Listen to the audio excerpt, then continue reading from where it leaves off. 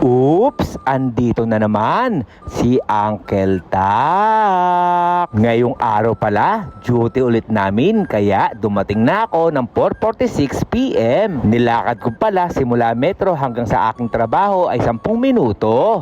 Kaya ang una kong ginawa, ako ay nagpahinga muna.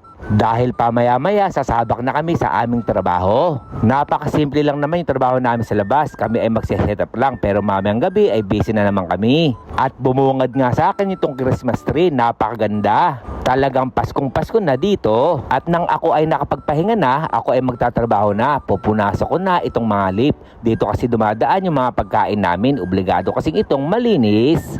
At bago ang lahat, malugod akong bumabati na isang magandang araw sa aking barangay. Barangay Kabukabanan, Tuan City, lungsod pa rin na Nueva Ecija. At nang napunasan ko na yung lip, ako ay magre-refill na ng salt, soya, and pepper. Ilalagay ko lang naman ito sa mga cabinet namin sa istasyon. Next kong gagawin, magpupunas na ako ng sopa. Tatanggalin ko lang naman dito yung mga alikabok at mga buhok para sa ganon pag uupo yung mga guests, hindi nakakaya at ito ay malinis. I-arrange na rin natin itong mga high chair para pantay-pantay at magandang tingnan. At shoutout pala sa mga OFW na katulad ko, ingat po tayo palagi. Sa 20 minuto namin pagsiset up dito sa labas, kami ay kakain na. Ang ulam pala namin ay chicken creamy mushroom. At ang pecha de peligro, sardinas.